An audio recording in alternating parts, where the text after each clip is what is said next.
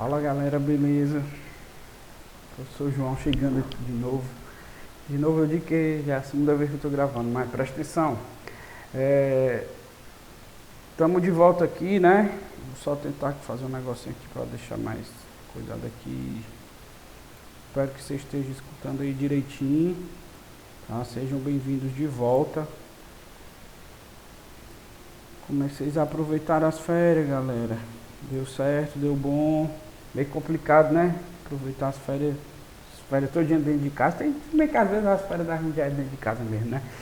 Mas é isso aí, sejam bem-vindos de volta. Estamos começando. Retomando o que a gente estava discutindo, né? A gente sabe aí que tem que voltar aos pouquinhos.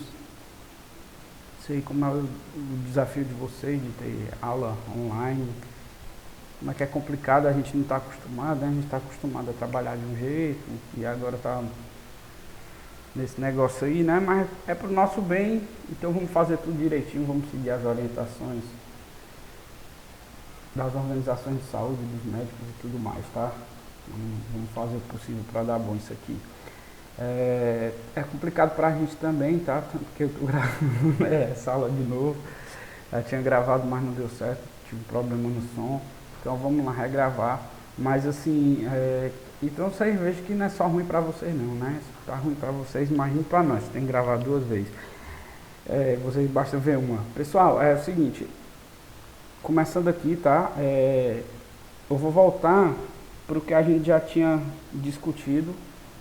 Só para a gente fazer um resumo, porque a gente entrou nesse assunto, mas a gente não se aprofundou, né? A gente começou e tal, aí de repente depois a gente já teve o negócio do corona e a gente acabou parando, então a gente acabou que nem se aprofundou muito nessa discussão, foi só a introdução. Mas como já faz mais de um mês que a gente não tem aula, né? Desde o mês de março que a gente não tem aula, então vamos voltar aos pouquinhos. Então hoje vai ser só lightzinho, né? Tranquilo, tranquilidade. A gente vai retomar o que a gente já tinha discutido, beleza? Então vamos lá, presta atenção aqui, preparem um slidezinho aqui para vocês. Só um minuto. Pronto, deu bom. Vou diminuir minha tela, tá? Preparei um slidezinho aqui para vocês sobre o iluminismo. Eu vou deixar ele disponível, se Deus quiser, no portal EDB. Então quando vocês estiverem vendo essa aula, vocês olham lá se não já vai estar disponível. Talvez alguns já tenham visto antes, né? Mas assim, eu vou tentar deixar lá no portal para vocês essa aula, beleza? Então vamos lá, iluminismo, galera. Pessoal, o iluminismo, a gente tem que lembrar que vai ser um movimento filosófico que vai acontecer com maior força no século XVIII, tá? No século XVIII. Apesar de acontecer com mais força no século XVIII, ele começa antes, tá? No século XVII, a gente já vê o início do iluminismo, como a gente vai ver alguns dos principais teóricos do iluminismo, eles estão lá no século XVII. Você deve ter estudado história sobre as revoluções inglesas, né, que a gente chama, Revolução Gloriosa, Puritana e tal. E lá o que acontece? A gente vai ver que alguns dos teóricos do iluminismo, eles estão fazendo parte daquela transformação que ocorre na Inglaterra, que é conhecido como as primeiras transformações burguesas, né, primeiras revoluções burguesas. Então tem alguns teóricos do iluminismo que estão lá, já na Inglaterra, e que eles fazem parte desse movimento, tá? O iluminismo ele vai ganhar mais força na França, vai ser onde ele vai ficar mais conhecido, assim, né? Porque da França se espalha para o resto do mundo, os ideais iluministas, depois da Revolução Francesa principalmente, mas ele começa lá na Inglaterra, tá? Então presta atenção aqui, o que é que vai ser o iluminismo? Vamos lá. Movimento filosófico que acreditava no uso da razão para se atingir o progresso. Galera, a gente tem que lembrar que a gente vai estar tipo numa espécie de continuação, tá? Não é exatamente isso, mas de certa forma sim. A gente tem um renascimento que vai quebrar com o medievo, com a ideia medieval e tal. Aí depois do renascimento a gente vai ter a revolução científica, depois a gente vai ter o iluminismo. O que vai diferenciar o iluminismo do renascimento? A gente vai ver que tem muitas características em comum, até porque o iluminismo em si ele só é possível porque antes teve o renascimento, né? Mas assim, o renascimento ele vai acontecer naquele período, né? Saindo da Idade Média e tal, para a Idade Moderna. E uma das características mais fortes do Renascimento vai ser o lado artístico. Vocês lembram, ele é um movimento artístico, filosófico e tal. Lembra que a gente viu as obras de arte que mostravam a mudança da visão de mundo e tal. Aqui no Iluminismo, o negócio é um pouquinho diferente. Ele é mais um movimento filosófico mesmo, intelectual, tá? E científico. Ele vai ser mais nesse sentido que o Renascimento, que é um movimento mais artístico e tal. A Revolução Científica também, mas ela é mais um embrião e tal, o começo das ideias, de como é que se faz ciência, que vai se aprofundar aqui. Aqui no Iluminismo a gente vai ter a formação das ciências mais consolidadamente. Eu não sei nem se essa palavra existe, mas seria isso, tá? Mais consolidadamente. Vocês entenderam, né? Mas bora lá. Presta atenção aqui, tá? O movimento do Iluminismo ele vai ficar conhecido como século das luzes e ele vai valorizar a razão, a racionalidade, de uma maneira que, como é que eu posso dizer, eles acreditavam que através da razão a humanidade seria empurrada ao progresso. Olha só como é que é interessante. Não sei se vocês lembram, né? Acho que eu já falei isso aqui para vocês, mas vou relembrar. A gente tem aqui nesse momento, os iluministas eles vão olhar para trás, eles vão dividir a história da humanidade, tá? Humanidade europeia, na verdade, mas que eles se veem como a humanidade, né? Eles vão dividir a história da humanidade em alguns pontos. Então tem a história antiga, tem a Idade Média, que eles vão chamar de Idade das Trevas, tá? Hoje a gente sabe, a gente não utiliza mais essa expressão, Idade das Trevas, porque remete a uma coisa sombria, de não sei o que não havia arte, que não havia cultura, que não havia produção, não sei o que. E a gente sabe que é mentira, né? A gente sabe que houve tudo isso, claro, de uma forma diferente, mas que houve, né? Então eles vão chamar isso, ó, a Idade Média, eles vão chamar de Idade das Trevas. Aí eles que vão chamar o Renascimento de Renascimento. Na época do Renascimento não se tinha essa noção desse nome, não. São os iluministas que olham para aquele movimento que estava acontecendo ali na Europa de transformação e vão dizer, olha só, o Renascimento. A gente vai buscar lá na Grécia e na Roma os nossos valores reais e tal, não sei o quê. Parece que a gente morreu durante o tempo e agora a gente renasceu. Olha só, os iluministas que vão pegar essa ideia, tá? E aí eles vão se chamar, vão dizer que eles estão vivendo num outro momento e tal. Na verdade, o termo iluminismo ele vai vir com Kant já no final do século XVIII, mas eles vão trazer essa ideia, tá, de que eles estão indo para o progresso, que agora com a razão se vai em direção ao progresso, só a razão que possibilitou as transformações sociais. Eu já falei com vocês os limites disso, né? Eu já fiz a minha crítica a esse uso exacerbado da racionalidade iluminista. A gente já sabe, né? A gente já discutiu isso em sala e tal. Então não vou me ater muito a isso não, tá? Espera só um minutinho aqui, ligado?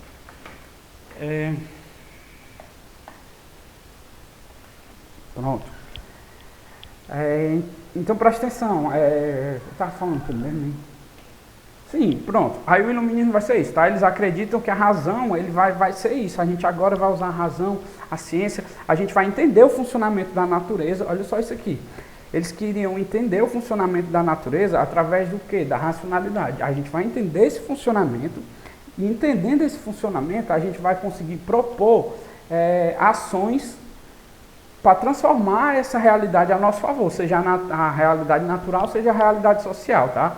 Então eles acreditavam que seria assim, compreendi o funcionamento do universo, e se eu compreendo o funcionamento, eu posso agir em pontos específicos para fazer o universo se tornar aquilo que a gente deseja, tá? Da forma, a gente controlar o universo da forma que a gente deseja, tá? Então eles são muito marcados por isso.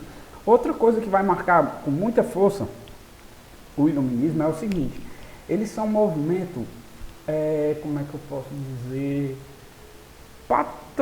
patrocinado não, eles são um movimento basicamente burguês, tá? Em sua essência ele é um movimento burguês. Claro que ele não vai ficar preso só à burguesia, né? Como, por exemplo, as ideias iluministas vão atingir também alguns reis absolutistas, que vão gerar aquilo que vocês devem ter estudado em história já, que são os déspotas esclarecidos, né? São os reis absolutistas, mas que eles são levados pelos valores iluministas, pelo valor da razão e tal, da liberdade, em certo momento. Então ele não fica restrito só à burguesia não, mas ele é um movimento com uma forte ligação com a burguesia, tá? Tem uma ligação muito grande entre burguesia e o iluminismo. Ele é um movimento que representa os valores burgueses e o desejo da burguesia de ascensão social durante esse período, tá? Vamos lá. Conhecido também como século das luzes, né? Então essa ideia da luz. Lembre-se, quando a gente vê um desenho animado assim, então, o cara tem uma ideia, uma luzinha aqui, ó. Doido, olha aí, a luzinha apareceu aqui. A luzinha representa o quê? Que agora ele está iluminando aquele caminho de trevas que estava aqui. É mais fácil a gente procurar uma coisa no escuro ou com a luz acesa. É mais fácil a gente achar uma cor de manhã ou de noite. Então presta atenção. A razão seria isso, ó, iluminando a realidade que a gente está, fazendo a gente compreender e ver muito melhor o que está aqui na nossa frente, tá? Seria através da razão, eles acreditavam com muita força nesse valor da razão, tá? Então presta atenção. Século das Luzes, um movimento que tem início na Inglaterra do século XVII. Através da razão, o ser humano conhece o funcionamento da natureza, possibilitando agir sobre ela. Aquilo que eu falei, tá? Compreender o funcionamento da natureza, da sociedade, do universo, para poder agir sobre isso, levando a gente ao progresso. Outra coisa que é importante falar, eles têm uma visão da humanidade como que a gente chama de sujeito singular coletivo. Professor, que viagem é essa, professor? Sujeito singular coletivo? A humanidade seria toda uma coisa só, tá? É um sujeito singular, que é único e que representa o coletivo. Não sei se tem para vocês entenderem essa viagem, mas presta atenção. Eles veem a humanidade como uma coisa só, como a humanidade toda tendo um sentido, tá? A vida humana toda aponta para um sentido e tal, e a gente tem que buscar esse sentido, que é a evolução, não sei o que, tá? Então eles veem a humanidade assim, tá? Um movimento que tem a proximidade com a burguesia, como eu já falei, e vai ser um movimento que vai lutar por várias liberdades do indivíduo. Pessoal, o iluminismo é um movimento que se coloca, como eu falei para vocês, ele está meio que do lado da burguesia, né? Do lado da burguesia.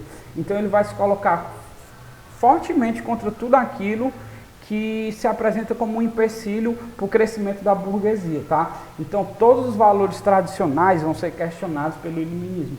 Todos os valores, como é que eu posso dizer, mais antigos da tradição, aquilo que é inquestionável, do poder religioso, da doutrina religiosa, vai ser discutido, digamos assim, ou posto em xeque pelos iluministas, tá? Então, ó, eles vão lutar pela liberdade jurídica. O que é isso aqui? Igualdade jurídica. O que é isso aqui? Durante muito tempo, o clero e a nobreza, eles se diferenciaram do resto do povo. Então, eles eram vistos como diferentes. Eles tinham privilégios, não pagavam certos impostos. Na França, por exemplo, o voto da nobreza e do clero tem um peso diferente do voto do povo, e aqui a burguesia faz parte desse povo, tá? Na França. Então vejam só, a burguesia não, o clero e a nobreza tinham privilégios que era meio que um privilégio meio que de nascença, tá? Que faz parte da monarquia, meu filho vai fazer também, tá, não sei o quê. Então ele já vai nascer com privilégio. Os iluministas, eles são contra isso, eles acham que todo mundo tem que ser igual. Lembre-se que eu já falei para vocês que também essa ideia de igualdade no iluminismo, ela vai até um certo limite, né? Ela não ultrapassa um limite não. John Locke, como a gente vai ver nas próximas aulas, ele, apesar de defender todas essas liberdades, não sei o que, ele é um cara que defende a escravidão. Mas, ó, voltando aqui, então eles vão lutar pelo direito do homem, tá? De ter os seus próprios, como é que eu posso dizer, suas liberdades individuais. Eles vão lutar muito pelas liberdades individuais. Liberdade de expressão, liberdade de religião, liberdade de propriedade e liberdade de comércio. Eles são contra a intervenção dos reis absolutistas em todas essas esferas aqui, tá? Mas vamos lá, que o tempo está curto aqui, senão não dá tempo de nós ver tudo. Oposição ao absolutismo. O absolutismo é algo que vai ser um entrave para o crescimento da burguesia, segundo eles, tá? Por quê? professor? Presta atenção, eu sou um rei absolutista, eu controlo tudo. Vamos dizer que lá na sala é o meu reino, o reino do professor João. Eu sou o rei lá e tal, eu mando. Aí chega o Gustavo, ele vai chegar e vai vender bolo de pote. Aí ele diz assim: ei, professor, queria vender bolo de pote aqui, ó. Posso? Ah, rapaz, pode. Quanto é o teu bolo de pote aí? Aí ele diz assim: macho, é 1,50. Tá filé? Tá filé. Agora é o seguinte, cada bolo de pote que tu vender, tu vai ter que me pagar 50 centavos. Isso vai ser bom pro Gustavo ou vai ser ruim? Presta atenção. Ele vai querer ter lucro, né? Se eu tô botando um imposto, tô cobrando que ele me pague a cada bolo de pote 50 centavos, ele vai aumentar o preço do bolo de pote. Em vez de 1,50, ele vai vender de 2. Quando ele passa a vender de 2, ele não está aumentando o lucro dele quando ele vende. Porque, na verdade, esse 50 centavos a mais vai para mim. Se ele está aumentando o valor, vai ter menos gente que vai ter condição de comprar. Vixe, mas 1,50 eu tinha, ó, mas R$2 eu não tenho não, ó, doido. E aí, o que é que a gente faz? Presta atenção. Eu estou interferindo no comércio. Se eu estou interferindo no comércio, presta atenção, quem menos vai gostar disso é a burguesia. Então se liga aqui. Eles eram totalmente contra os reis absolutistas, porque eles interferiam no comércio, eles interferiam na liberdade de expressão, eles interferiam na tua liberdade religiosa. A gente está falando aqui das revoluções inglesas, né? Desculpa aí, pessoal. A gente estava falando das revoluções inglesas. Lá na Inglaterra a gente vê que um dos motivos da briga é motivo religioso, né? Tanto que a gente tem a chamada Revolução Puritana e tal. Então havia um desejo de influenciar na religião do povo. O rei tinha a sua religião, que geralmente era imbuído por essa religião, né? Era essa religião que o legitimava enquanto rei e tal. E aí ele vai lá e diz assim: não, o povo tem que seguir minha lei. Presta atenção, ou minha religião. Presta atenção, essa liberdade religiosa ela vai ser muito pedida pelos iluministas, tá? Porque eles veem isso, a tua escolha religiosa, como uma escolha individual e não como uma escolha que deva ser feita por terceiros, tá? Eles vão lutar então, ó, por essas liberdades por essas liberdades individuais, inclusive a liberdade religiosa, tá? Então eles são um movimento que se apresenta totalmente contra essa intolerância religiosa que existe. Aqui a gente também vai ter uma maior separação entre o domínio da fé e o domínio da ciência, que já tinha acontecido antes, que a revolução científica vai começar a trazer, isso vai ganhar mais força aqui no movimento iluminista, tá? O iluminismo, por criticar todo tipo de autoridade máxima, por exemplo, o iluminismo ele vai criticar uma coisa que é a teoria do direito divino. O que é que essa teoria do direito divino dizia? Um rei, ele tem direito de ser rei, porque foi Deus que o imbuiu desse poder na terra. Veja que até hoje em dia acontece um pouquinho disso, né? Tem gente que acha que os governantes são imbuídos de poder divino, né? Presta atenção, então a galera diz assim: oh, esse rei é representante de Deus, foi Deus que deu poder para eles. Aí os iluministas, ó, meu chapa, quem foi que disse isso aí, dude? Cadê? Onde é que Deus disse que era um rei que era o rei era quem ele quisesse? Foi bem assim não. Então eles começam a criticar isso aí, tá? Eles vão criticar esse domínio que as igrejas tentam exercer nas regiões, tentando controlar os fiéis e tal. Então vai ser um movimento que vai se apresentar muito contra isso, tá? O iluminismo ele vai lutar por todas essas liberdades aí que a gente falou, tá? Vamos lá. Só para a gente finalizar, o símbolo do iluminismo, tá? O que a gente pode trazer como aquilo que simboliza todo o ideário iluminista é a enciclopédia. A enciclopédia, hoje em dia, nós tudinho que a gente tá a fim de saber uma coisa, vixe, mas o professor falou isso aqui, deixa eu ver aqui, peraí, pega o celularzinho aqui, bota aqui no celular e acha, né? Vocês imaginam quando a galera não tinha celular, macho, quando não tinha internet, o que é que a galera fazia para achar esse conhecimento, digamos assim? Era difícil, né, e tal, e é no iluminismo que esses dois caras aqui, ó, Diderot e D'Alembert, eles vão inventar a enciclopédia. O que é que eles pensaram? Cara, a gente está tendo um boom de descoberta científica, tá? A gente descobriu várias coisas aqui sobre o universo e a gente precisa meio que transmitir esse conhecimento para a população. Os iluministas acreditavam que toda a população, ou pelo menos grande parte dela, devia ter acesso a todas as descobertas que eles estavam fazendo, todo o conhecimento humano que estava sendo produzido. O Diderot e o D'Alembert vão fazer o quê? Meu irmão, vamos juntar todo o conhecimento humano que foi produzido até agora e vamos colocar no livro. Na verdade, não, né?